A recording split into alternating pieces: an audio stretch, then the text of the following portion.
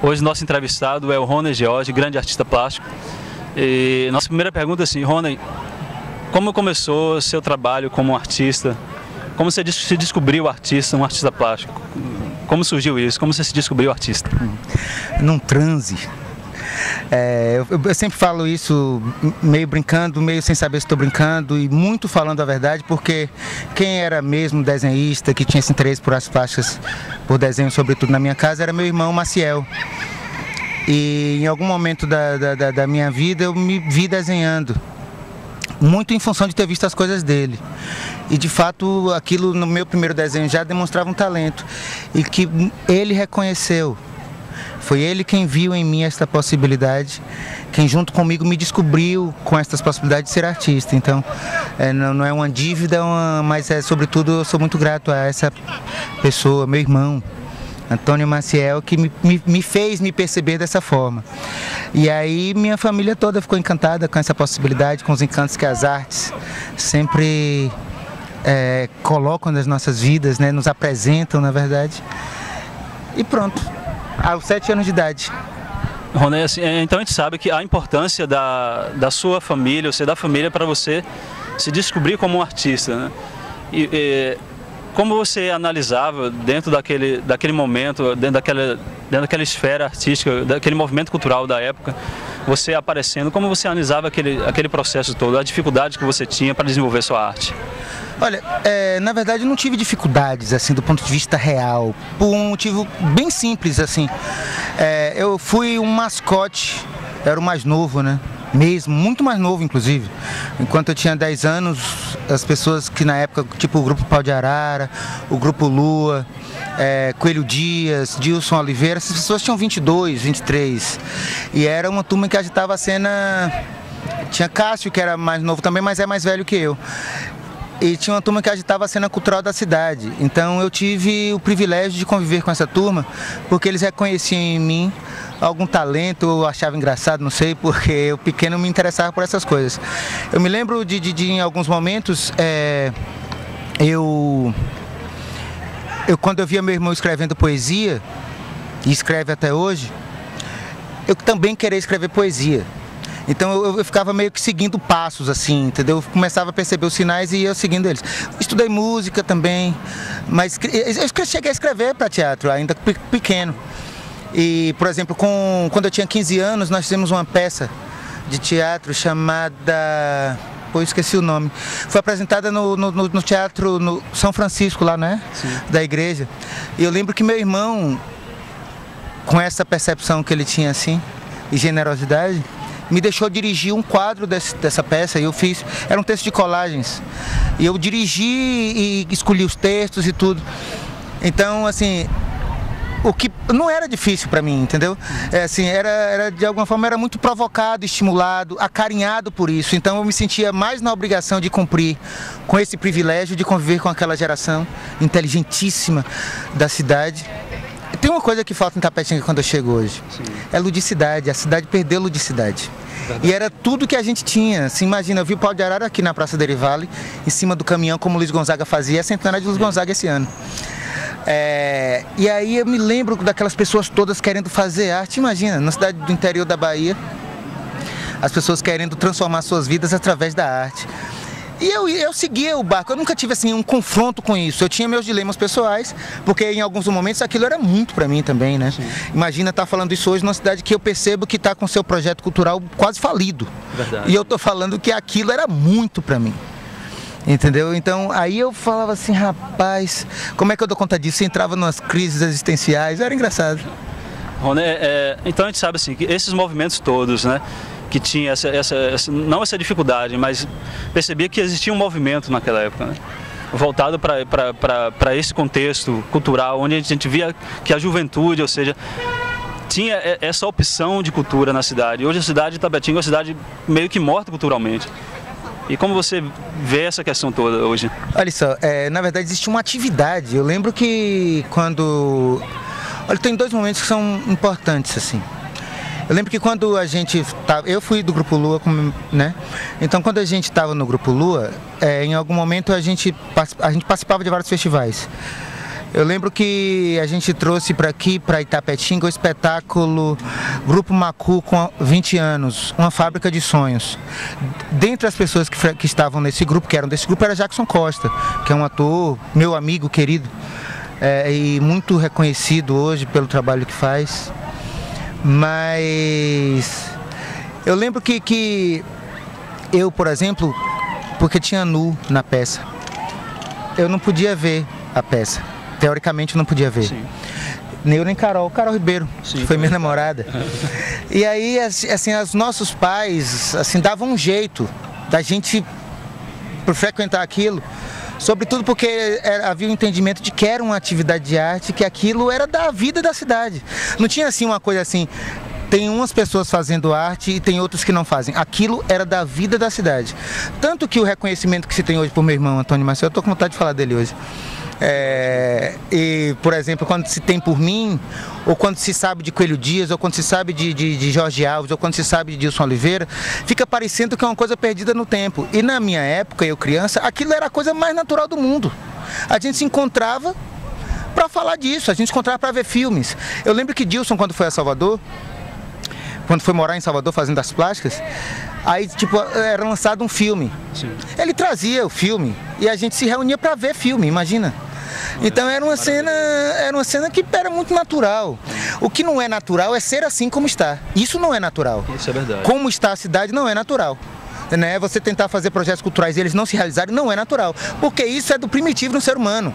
Assim, os primeiros passos do ser humano foram dados com a arte. A descoberta do mundo do ser humano foi feita com as pinturas rupestres. As expressões a necessidade mesmo. A arte é a necessidade de iluminação da mente mesmo, da alma. Não é natural, é como está. Como era muito natural. Rony, é o seguinte, a gente falou sobre esses nomes, Coelho Dias, e eu gostaria de citar o nome do São Félix.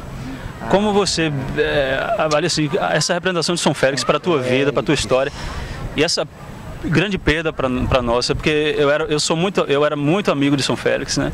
Muito amigo da família, tenho projetos, né, de livro, de documentário sobre a vida dele, mas como você, como artista, né, de você ter convivido com ele, como é que você se sente, assim, o que ele representa para a sua vida?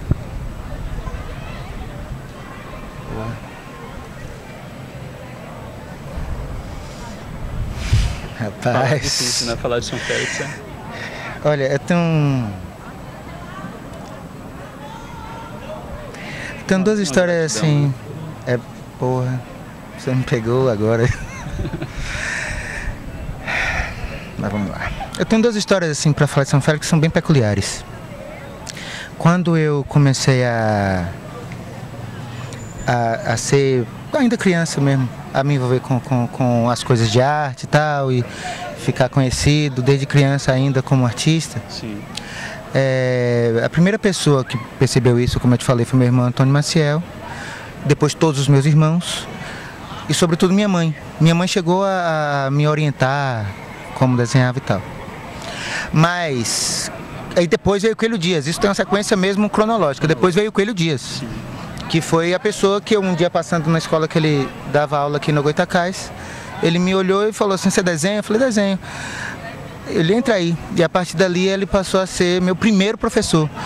Mas Dilson, na época, Jorge Alves não estava em Itapetinga, e Dilson, na época, era um artista famoso na cidade, como ainda o é. Mas na época ele estava em plena atividade. E todo, assim, e eu lembro que meu irmão, Antônio Maciel, olha ele de novo, queria que eu conhecesse Dilson. Mas muito rápido se espalhou que tinha uma criança que desenhava, que era artista, talentoso, e que por acaso era eu, não por acaso também. E aí, Dilson quis me conhecer. E Dilson, assim, se Coelho Dias foi meu primeiro professor, eu acho que Dilson tenha sido meu primeiro mestre. Foi o artista que eu frequentei o ateliê, que me ensinou a ler filosofia alemã, essas coisas todas. Sim. E quando da morte de São Félix, nós estávamos falando sobre a importância que esse homem tinha na cidade, e tem, porque as coisas dele estão aí. Exatamente. A gente ainda pensa em fazer, e eu acho que a gente vai fazer em tempo hábil, na hora certa a gente vai fazer uma homenagem que devemos a ele.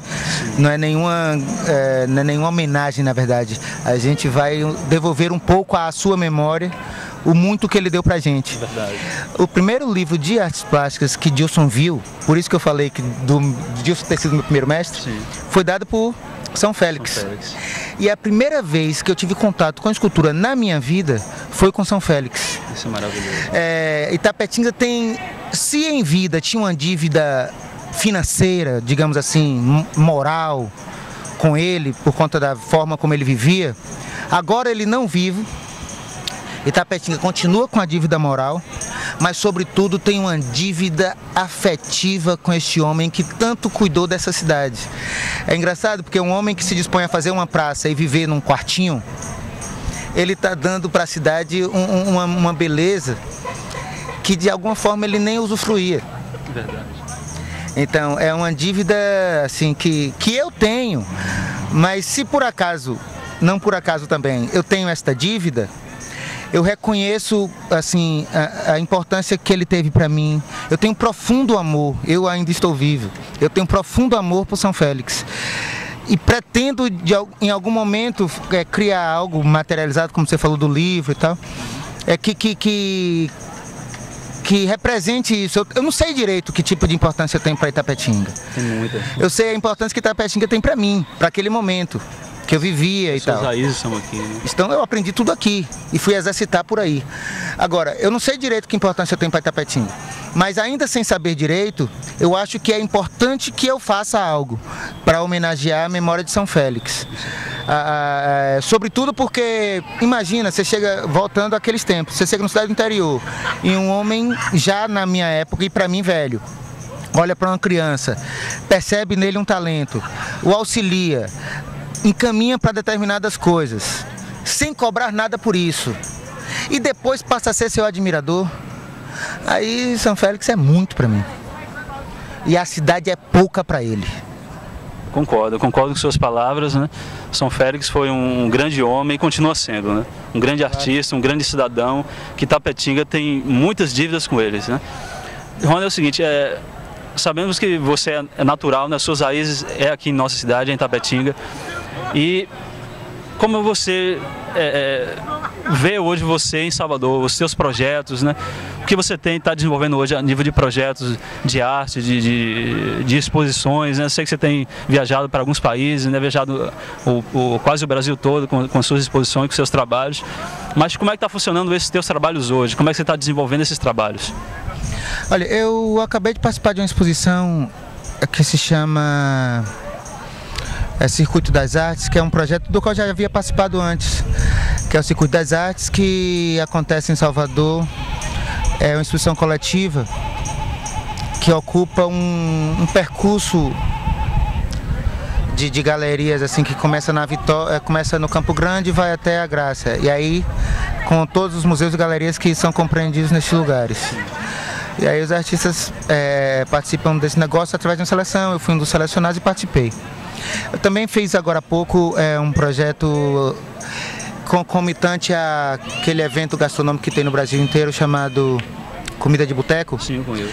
E aí eu havia tentado realizar isso, eu tinha conseguido realizar isso sozinho em algum momento. Tem uma produtora chamada Luzia Moraes, que também vem a ser a produtora de J. Veloso, gostou da ideia e fez o Arte de Boteco. Dentro do Circuito das Artes, a gente conseguiu fazer um ambiente meio Belle Époque, assim, meio um ambiente de arte efervescente, que a minha ideia basicamente era essa, de arte efervescente da França no século XVIII, assim. Então a gente conseguia reunir os artistas plásticos, músicos. Eu lembro que no lugar que aí a gente pintava ao vivo, assim. Eu lembro que no lugar que eu pintamos eu e César Romero, Menelau Sete e Ed Ribeiro, e ficavam tocando nas mesas Armandinho, Mário Lua e tal. Isso foi a coisa que eu fiz. E talvez esse projeto vá para Nova York. Eu estive em Nova York ano passado, na verdade fui fazer uma exposição na Filadélfia.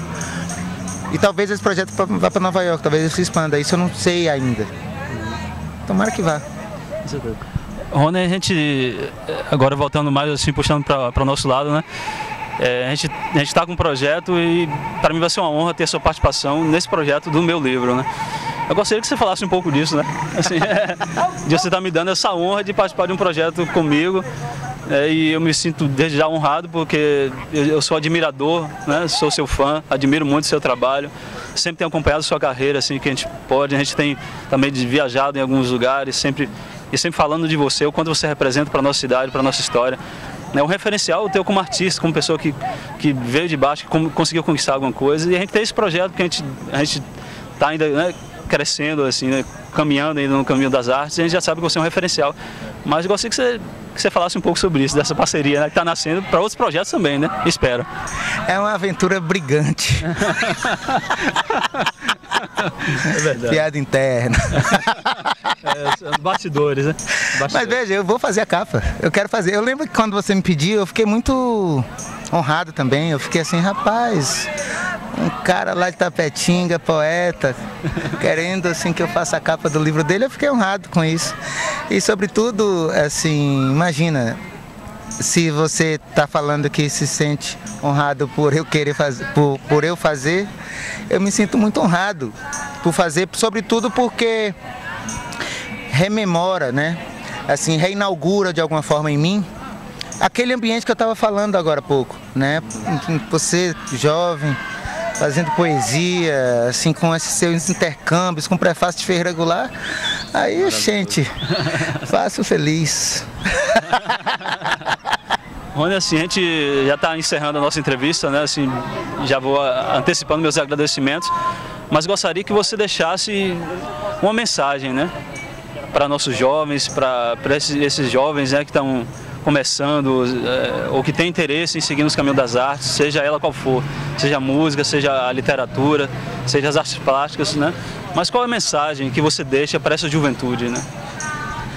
Olha, eu acho que neste momento uma boa mensagem para as pessoas jovens que querem fazer arte é falar de Raoni, meu sobrinho, também filho de Antônio Maciel, que assim como comigo, ele também percebeu isso no filho dele, talentosíssimo. Está no Peru agora. E aí hoje eu vejo Raoni com essa coisa assim, do tipo, assim, com essa possibilidade de reinvenção de si mesmo, de reinvenção dos lugares e do mundo. Então, o que eu penso sempre é que arte vai salvar o mundo. Acho mesmo. Eu concordo. Essa foi a nossa entrevista com o Rony George, esse grande artista, meu grande amigo, que eu tenho o prazer de estar entrevistando. Me sinto feliz e honrado e obrigado, né, por essa entrevista, por decidir essa entrevista conosco. Espero que você retorne aqui à nossa cidade e nos vamos encontrar em breve em Salvador, né? Espero. Meu grande abraço, obrigado, Rony, por tudo. Beleza. Felicidade e sucesso sempre. Obrigado a você, obrigado a vocês. Como é o nome dele? Herbert. Obrigado a Herbert. Pronto, estamos aí. É isso, um abraço.